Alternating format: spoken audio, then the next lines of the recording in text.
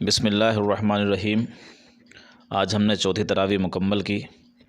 چوتھی تراویح کے چند اہم نکات آپ کے سامنے پیش خدمت ہیں۔ سب سے پہلے اللہ سے ڈرتے رہنے کی ہدایت، جس نے سب کو ایک ہی جان سے پیدا کیا۔ تمام مرد اور عورتیں ایک ہی آدم اور حوا کی اولادیں ہیں۔ اسی وجہ سے خدا اور رحم یعنی خون کے رشتے سب کے درمیان مشترک ہے۔ انہی دو بنیادوں پر اسلامی معاشرے کی عمارت قائم ہے۔ یتیموں کے حقوق ادا کرنے کی تاکید کی۔ اس معاملے میں کسی قسم کی ہیر پھیر اور رد و بدل کو سختی سے منع کیا گیا۔ اس موقع پر یتیموں کے حقوق کے تحفظ کے نقطہ نظر سے ان کی ماؤں سے نکاح کی اجازت دی۔ عربوں میں بیویوں کی تعداد پر کوئی پابندی نہیں تھی۔ اس موقع پر 4 تک تعداد کو محدود کر دیا گیا اور یہ شرط لگائی گئی کہ ان کے حقوق کی ادائیگی اور مہر میں کمی نہیں ہونی چاہیے۔ وراثت کے تقسیم کے ضابطے کی تفصیل بتائی تاکہ سب کے حقوق متعین ہو جائیں۔ میراث میں صرف مردوں کا ہی حصہ نہیں بلکہ عورتیں بھی اس کی حقدار ہیں، اگرچہ ان کے حصے مرد کے حصے کا نصف ہے۔ میراث بہرحال تقسیم ہونی چاہیے، خواہ وہ کتنی ہی کم ہو، حتیٰ کہ اگر مرنے والے نے 1 گز کپڑا چھوڑا ہے اور 10 وارث ہیں تو بھی اسے 10 حصوں میں تقسیم ہونا چاہیے۔ وراثت کا قانون ہر قسم کے اموال و املاک پر جاری ہوگا، خواہ وہ منقولہ ہو یا غیر منقولہ، زرعی ہوں یا غیر زرعی، آبائی ہوں یا غیر آبائی۔ تمام املاک کو ورثہ میں شرعی طور پر تقسیم کرنا ضروری ہے۔ قریب تر رشتہ داروں کی موجودگی میں بعید تر رشتہ دار میراث نہ پائے گا۔ وراثت میں ہر ایک کا حصہ متعین کرنے کے بعد بتایا گیا کہ یہ تقسیم اللہ تعالیٰ کے کامل علم کی بنیاد پر ہے۔ تمہیں نہیں معلوم کہ کون کتنا قریب ہے اور کون کتنا دور ہے، نیز یہ احکامات اللہ کی طرف سے فرض قرار دیے گئے ہیں۔ یہ اللہ کی حدود ہیں، جو ان پر عمل کرے گا اور سب کو حق شرعی کے مطابق حصہ دے گا، اللہ تعالیٰ اسے اپنی بیش بہا جنت میں داخل فرمائے گا اور وہ اس میں ہمیشہ رہے گا، اور یہ بڑی کامیابی ہے۔ اور جو اللہ کے ان احکامات کی خلاف ورزی کر کے وراثت سے محروم کرے گا، دوسروں کا مال ناجائز طریقے سے کھائے گا یا ان حدود کو توڑے گا تو اللہ اسے آگ میں ڈالے گا، جس میں وہ ہمیشہ رہے گا اور اس کے لیے رسوا کن سزا ہے۔ یہ احکامات اس لیے ہیں کہ کوئی طاقتور فریق کمزور کو اس کے حق سے محروم نہ کر سکے اور آپس میں ظلم و حق تلفی کے جھگڑوں کو روکا جا سکے۔ اس بات کا اعلان کہ عورت مال وراثت نہیں ہے۔ عربوں میں دستور تھا کہ سوتیلی ماں بیٹے کو ورثہ میں مل جاتی تھی، اس سے منع کیا اور یہ بھی بتایا کہ عورتوں کو دیا ہوا مال اس سے واپس لینے کے لیے تنگ نہ کرو۔ پھر ان عورتوں کی تفصیل جن کے ساتھ نکاح ناجائز ہے وہ یہ ہیں: مائیں، نانی، دادی، خواہ سگی ہو یا سوتیلی، بیٹیاں، پوتی، نواسی، سگی ہوں یا سوتیلی، بہنیں، خواہ سگی ہوں یا ماں شریک بہن ہو یا باپ شریک بہن، تینوں اس حکم میں یکساں ہیں۔ پھوپھیاں، خالائیں، بھتیجیاں، بھانجیاں، سگی ہوں یا سوتیلی، رضاعی مائیں جن ماؤں کا دودھ پیا ہو۔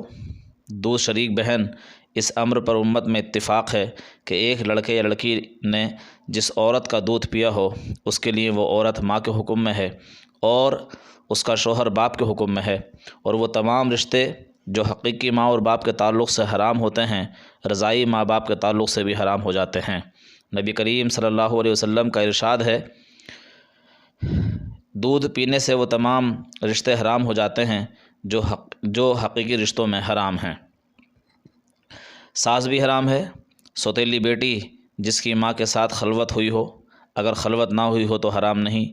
سگی بہویں، پوتے اور نواسوں کی بیویاں حرام ہیں، البتہ لے پالک بیٹے کی بیوی جب مطلقہ یا بیوہ ہو تو حرام نہیں۔ 2 سگی بہنوں کا ایک وقت میں ایک شخص سے نکاح میں جمع کرنا بھی حرام ہے۔ بیک وقت بیوی اور اس کی خالہ، پھوپھی، بھتیجی، بھانجی کو ایک ساتھ نکاح میں جمع کرنا حرام ہے۔ اس بارے میں یہ اصول ہے کہ ایسی 2 عورتوں کو ایک شخص کے نکاح میں جمع کرنا حرام ہے، جن میں سے کوئی ایک اگر مرد ہوتی تو اس کا نکاح دوسری سے حرام ہوتا۔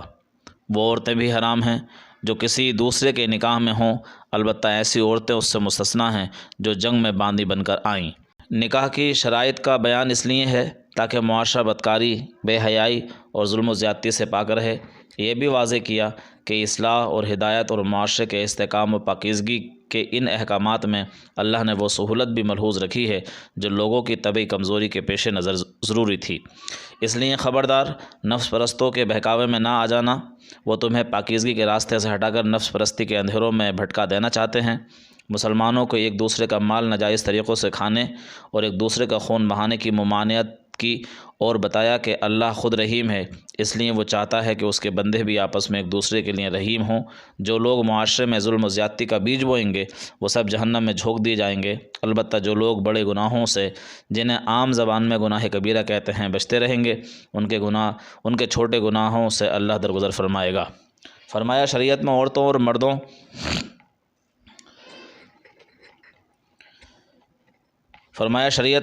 اور مرد دونوں کے لیے جو حدود اور حقوق متعین کر دیے گئے ہیں، سب کو ان کے اندر رہنا چاہیے۔ ہر ایک اپنی اپنی حد کے اندر کی ہوئی ہر محنت کا اجر اللہ کے ہاں پائے گا۔ خاندان اور معاشرے میں سربراہی اور قوامیت کا مقام مرد کو دیا گیا، کیونکہ اپنی پیدائشی صفات اور خاندان کی کفالت کا ذمہ دار ہونے کی وجہ سے وہی اس کے لیے موضوع ہے۔ نیک بیویاں اس کا احترام کریں، اور جن عورتوں سے سرکشی کا اندیشہ ہو تو ان کے شوہر انہیں نصیحت کریں۔ اگر ضرورت محسوس ہو تو مناسب تنبیہ بھی کی جا سکتی ہے، اور اختلاف بہت بڑھ جائے تو ایسی صورت میں شوہر اور بیوی دونوں کے خاندانوں میں سے ایک پنچ مقرر کیا جائے جو حالات کی اصلاح کی کوشش کریں۔ اللہ نے والدین، اقربا، یتامى، مساکین، پڑوسی، رشتہ دار ہوں یا غیر عارضی ہوں یا وقتی، مسافر اور ماتحت، سب کے حقوق پہچاننے اور ادا کرنے کی تاکید کی۔ اللہ کو وہی بندے پسند ہیں جو متواضع اور نرم مزاج ہوں۔ وہ ان لوگوں کو پسند نہیں کرتا جو اکڑنے والے، کنجوس اور کنجوسی کا مشورہ دینے والے ہوں۔ اس طرح وہ بھی پسند نہیں جو اللہ کی خوشنودی کے بجائے لوگوں کو دکھانے اور نام آوری کے لیے خرچ کریں۔ یاد رکھو، لوگوں کے حق ادا کرنے اور اللہ کی راہ میں خرچ کرنے والے کبھی گھاٹے میں رہنے والے نہیں ہیں۔ ان کے لیے اللہ کے ہاں بڑا اجر ہے۔ ان لوگوں کے لیے بڑے افسوس کا اظہار کیا جو آخرت سے بالکل بے پرواہ ہو کر اس کے رسول صلی اللہ علیہ وسلم کی نافرمانی پر اڑے ہوئے تھے۔ ایمان اور عمل صالح کی راہ نہ خود اختیار کرتے تھے اور نہ دوسروں کو اختیار کرنے دینا چاہتے تھے۔ پھر تنبیہ کی کہ آخر رسول صلی اللہ علیہ وسلم کے ذریعے تبلیغ کا حق ادا ہو چکا ہے۔ جو اب بھی نہیں سنیں گے وہ سوچ لے کہ ایک دن ایسا آنے والا ہے جس دن اللہ سب رسولوں کو ان کی صفوں پر گواہ ٹھہرا کر پوچھے گا کہ تم نے اپنی امتوں کو کیا دعوت دی تھی اور انہوں نے کیا جواب دیا۔ پھر یہی سوال اس آخری امت کے متعلق آخری رسول صلی اللہ علیہ وسلم سے بھی ہوگا۔ وہ دن ایسا ہوگا نہ کسی کے لیے کوئی جائے پناہ ہوگی اور نہ کوئی شخص کوئی بات چھپا سکے گا۔ اس تنبیہ کے بعد اللہ کے سب سے بڑے حق نماز کے بعض آداب و شرائط بتائے۔ یہودیوں کی بعض شرارتوں کا ذکر کیا، خاص طور پر نبی صلی اللہ علیہ وسلم کے بارے میں ایسے الفاظ بولنے کی عادت جن کے دو معنی نکلتے ہوں کہ مسلمان جو مطلب سمجھیں وہ اس سے الٹ مطلب مراد لیں۔ بتایا کہ یہ حرکتیں وہ حسد کے سبب کرتے ہیں، لیکن اللہ نے فیصلہ کر لیا ہے کہ وہ رسول صلی اللہ علیہ وسلم اور آپ کی امت کو کتاب و حکمت اور عظیم الشان سلطنت عطا فرمائے گا، اور یہ حاسد ان کا کچھ نہ بگاڑ سکیں گے۔ چنانچہ دنیا نے دیکھا کہ عرب کے بدو اٹھے، رسول صلی اللہ علیہ وسلم کا دامن تھاما اور 800 برس دنیا کی امامت کی۔ یہ طویل حکومت و سلطنت اسلامی معاشرہ قائم کرنے کا نتیجہ تھا۔ مسلمانوں کو نصیحت کی کہ جب یہ امانت یہود سے لے کر تمہیں دی جا رہی ہے تو تم ان کی طرح امانت میں خیانت نہ کرنا، بلکہ اس کا حق ٹھیک ادا کرنا اور ہر حال میں عدل پر قائم رہنا۔ اللہ اور اس کے رسول صلی اللہ علیہ وسلم اور جو تم میں سے حکمراں ہوں ان کی اطاعت کرتے رہنا، اور اگر تم میں اور حکمرانوں میں اختلاف ہو جائے تو اللہ رسول کی طرف معاملے کو لوٹانا تاکہ جھگڑے کا فیصلہ ہو سکے اور تمہارا شیرازہ نہ بکھرے۔ منافقوں کو ملامت کی کہ وہ رسول صلی اللہ علیہ وسلم کی اطاعت پر جمع ہونے کے بجائے اسلام اور مسلمانوں کے دشمنوں سے میل جول رکھتے ہیں اور اس کو اپنی عقلمندی سمجھتے ہیں، حالانکہ اس وقت تک ایمان معتبر ہی نہیں جب تک وہ پورے طور پر خود کو نبی صلی اللہ علیہ وسلم کے حوالے نہ کر دیں اور ہر معاملے میں ان کی اطاعت کرنے لگے۔ مسلمانوں کو اپنی مدافعت اور دارالکفر میں گھرے ہوئے مظلوم مسلمانوں کی آزادی کے لیے جہاں جہاد کی تاکید کی اور ان کو ملامت کی جو جہاد سے جی چراتے ہیں، مسلمانوں کی ہمت پست کرتے ہیں اور جہاد کے فائدوں میں تو حصے دار بنتے ہیں مگر کوئی خطرہ مول لینے کو تیار نہیں ہیں۔ منافقوں کی اس حالت پر بھی ملامت کی کہ جب جہاد کا حکم نہیں تھا تو بڑھ چڑھ کر جہاد کا مطالبہ کرتے تھے، مگر جب حکم آ گیا تو اسلام کے دشمنوں سے ایسا ڈرتے ہیں جیسے اللہ سے ڈرنا چاہیے، حالانکہ موت سے کوئی بھی نہیں بچ سکتا۔ اسی طرح اس بات کو بھی ناپسند کیا کہ فائدہ پہنچ جائے تو اسے اللہ کا کرم قرار دیا جائے، مگر نقصان پہنچ جائے تو اسے رسول اللہ صلی اللہ علیہ وسلم اور مومنوں کی بے تدبیری قرار دیا جائے، حالانکہ خیر و شر سب اللہ کی طرف سے ہے۔ ہاں، شر کا بڑا حصہ اہل نفاق کے اعمال کا نتیجہ ہے۔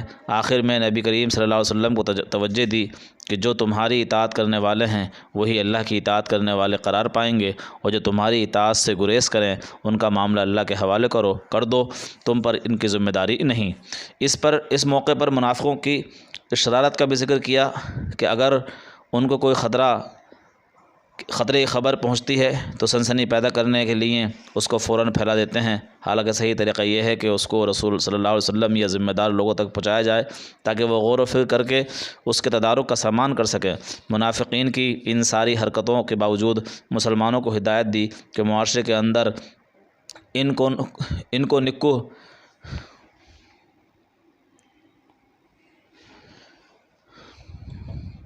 مسلمانوں کو ہدایت دی کہ منافقین کی ان ساری حرکتوں کے باوجود مسلمانوں کو ہدایت دی کہ معاشرے کے اندر ان کو نکو بنانے کی کوشش نہ کی جائے، بلکہ ان کے ساتھ عام مسلمانوں کا صحیح سلوک کیا جائے، یعنی کلام و سلام جاری رکھا جائے تاکہ ان کے لیے اپنی غلطیوں کی اصلاح کا موقع باقی رہے۔ جہاد کے لیے ہر وقت تیار رہنے کا حکم دیا گیا اور خطرے کی حالت میں نماز پڑھنے کا طریقہ بتایا گیا۔ ان مسلمانوں کو تنبیہ کی گئی جو کھلے ہوئے منافقین کے معاملے میں بھی مداہنت برتتے تھے، یہاں تک کہ بعض اوقات منافقین کی حمایت کرنے لگ جاتے تھے۔ فرمایا، پیغمبر علیہ السلام اور اسلام کے خلاف منافقین کی سرگوشیاں اور سرگرمیاں، اسلام کی راہ چھوڑ کر دوسری راہ اختیار کرنا کوئی معمولی جرم نہیں ہے۔ یہ چیز اپنی فطرت کے لحاظ سے شرک ہے اور شرک اللہ تعالیٰ کبھی معاف نہیں کرے گا۔ ہاں، اللہ کے ہاں جھوٹی آرزوئیں کام آنے والی نہیں، بلکہ ایمان اور عمل صالح کام آنے والا ہے۔ آخر میں سختی سے آگاہ کیا کہ منافقت اتنا بڑا جرم ہے کہ منافقین اور کفار دونوں کا ٹھکانہ جہنم ہے۔ چوتھی تراویح کا بیان ختم ہوا۔ اللہ تعالی ہم سب کو قرآن پڑھنے، اس کو سمجھنے اور اس پر عمل کی توفیق عطا فرمائے، آمین۔